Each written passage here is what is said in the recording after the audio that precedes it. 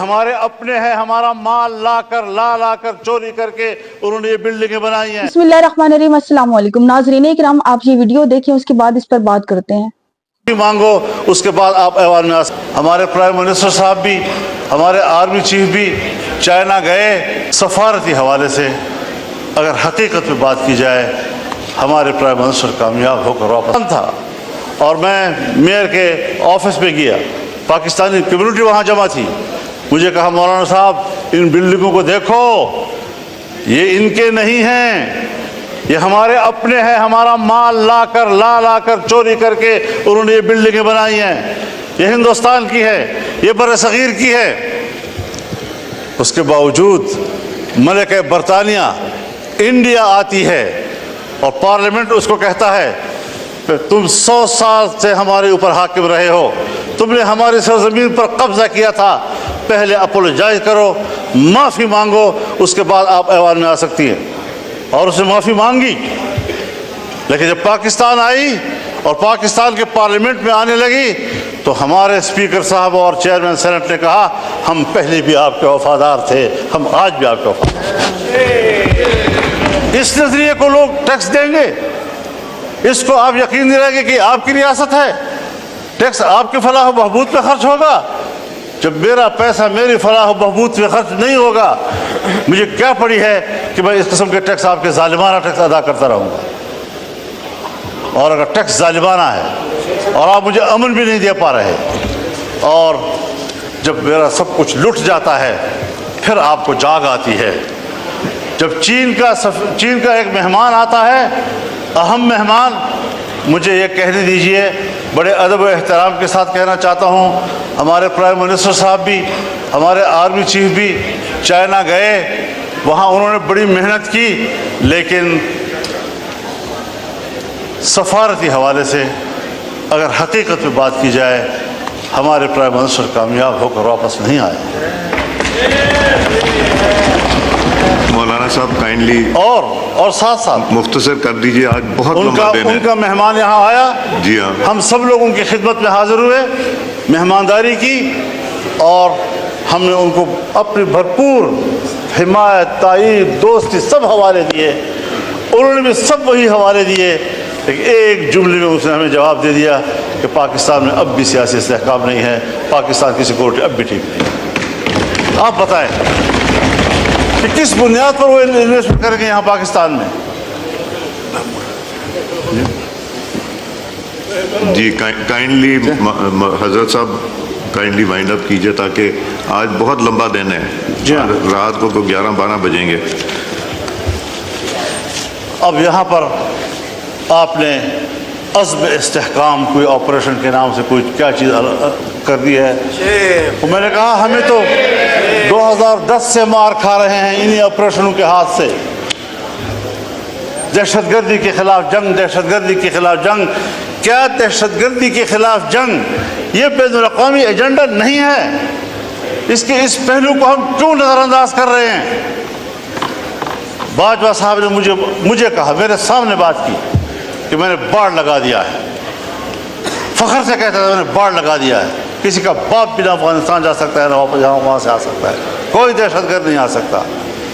اب موجودہ army chief فخر سے کہتا ہے میں نے باڑ اکھاڑ کے پھینک دیا۔ اب پتہ نہیں وہ حب الوطنی ہے یا یہ حب الوطنی، وہ مسئلے کا حل تھا یا یہ مسئلے کا حل ہے۔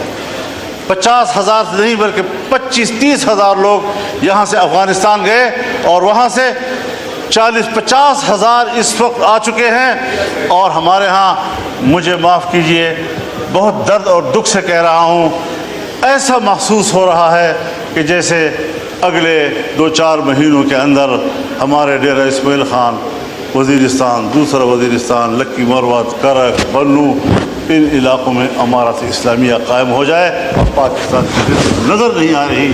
مغرب ہوتی ہی تمام تھانے بند ہو جاتے ہیں، اور ان کو حکم دیا گیا ہے کہ آپ نے گشت باہر نہیں جانا۔ یہ ہے آپ کی رٹ۔ جی ٹھیک، کہاں کھڑے ہیں ہم لوگ؟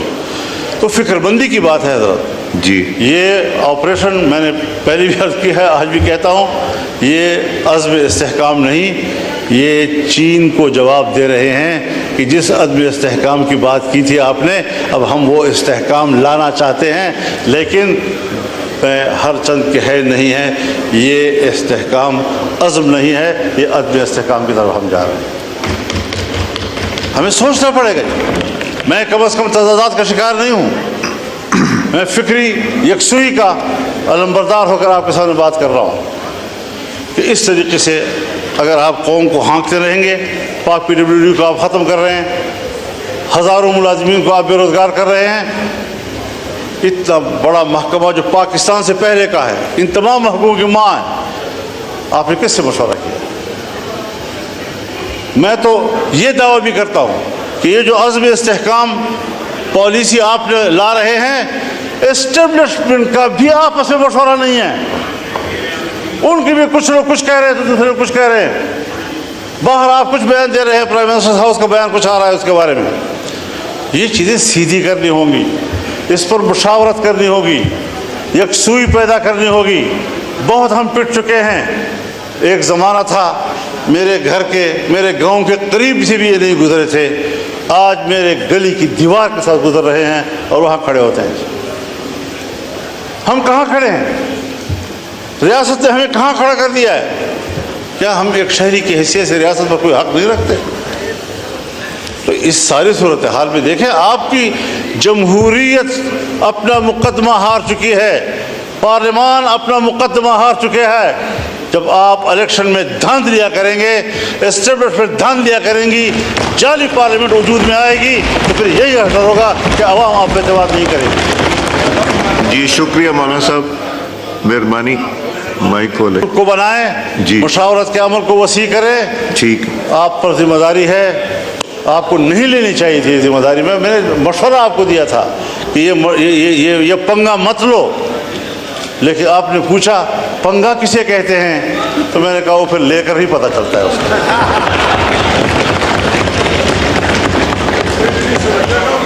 جی شکریہ مولانا صاحب۔ وہ کسی نے کہا نا دوسرے حضرت سے صاحب، کہ پنگا کسے کہتے ہیں، انہوں نے کہا لے کر پتہ حضرت چلتا ہے۔ صاحب، جی حضرت تو صاحب میں بہت مہربانی۔ یہ کچھ گزارشات تھی، جی شکریہ۔ کچھ رہ بھی گئی، لیکن یہ ہے کہ ذرا ان لوگوں پر رحم کیجئے۔ تفتان کی صورتحال بھی یہی بنتی جا رہی ہے، وہاں پر بھی انتہائی جو ملک کے مفاد میں سب کچھ ہو رہا ہے اس کو راستے پہ روکے جا رہا ہے۔ بہت مہربانی، میں آپ کا بہت شکر گزار ہوں، شکریہ۔ اور میں نے اگر دخل در معقولات کیا ہے اور آپ کے نظم و نسق کو متاثر کیا ہے، اس پر آپ سے معذرت خواہ بھی ہوں، لیکن بہرحال درد دل تھا جو آپ کے سامنے رکھا ہے اور پوری قوم کے سامنے رکھا ہے، اور انشاءاللہ یہ درد دل کا سلسلہ چلتا رہے گا انشاءاللہ۔ ناظرین کرام، ابھی تک آپ ویڈیو دیکھ رہے تھے مولانا صاحب اور وزیر اعظم صاحب کی، اور مولانا صاحب نے آج اس طرح سے تقریر کی کہ پورے ایوان کی جو ہیں آنکھیں کھول کے رکھ دی۔ ان کا یہ کہنا ہے کہ ریاست کو اس بات سے کوئی فکر نہیں کہ عوام کس حال میں موجود ہے اور کس طرح سے وہ اپنا گزارا کر رہی ہے۔ مولانا صاحب کا یہ کہنا ہے کہ حکومت کو تو اس بات سے کوئی غرض نہیں کہ عوام جو ہے ان کا گھر کا چولہا کس طرح سے جل رہا ہے، جبکہ صرف اور صرف ان کی جو توجہ ہے، انہیں اس بات سے غرض ہے کہ جو ٹیکسز ہیں وہ کس طرح سے بڑھائے جائیں اور کس طرح سے لگائے جائیں۔ اور ساتھ ہی ساتھ مولانا صاحب کا یہ کہنا تھا کہ حکومت ان کے بس کی بات نہیں ہے اور ان سے حکومت نہیں چلائی جا رہی، اور جبکہ وزیر اعظم صاحب بھی اس وقت پاس موجود تھے۔ اور مولانا صاحب کا یہ بھی کہنا ہے کہ عوام جو ہے اس حد تک مجبور ہو گئی ہے کہ ان کے پاس 2 وقت کی روٹی موجود نہیں ہے، اور اپنا پیٹ بھرنے کے لیے وہ یہاں تک مجبور ہو گئے ہیں کہ وہ اپنے گھر کے جو برتن ہیں وہ تک بیچ آئیں۔ مولانا صاحب اس وقت ایک بہت بڑی تبدیلی میں رونما تو ہو چکے ہیں، لیکن دیکھنا اب یہ ہے کہ وہ اس بات پر کب تک قائم دائم ہے۔ ملتے ہیں کہ اگلی ویڈیو میں ایک اگلے ٹاپک کے ساتھ۔ آپ لوگوں سے گزارش ہے کہ اگر آپ لوگوں نے میرا channel like, subscribe, share and comment نہیں کیا تو کائنڈلی کر دیجیے گا۔ ملتے ہیں کہ اگلی ویڈیو میں ایک اگلے ٹاپک کے ساتھ، تب تک کے لیے اللہ نگہبان۔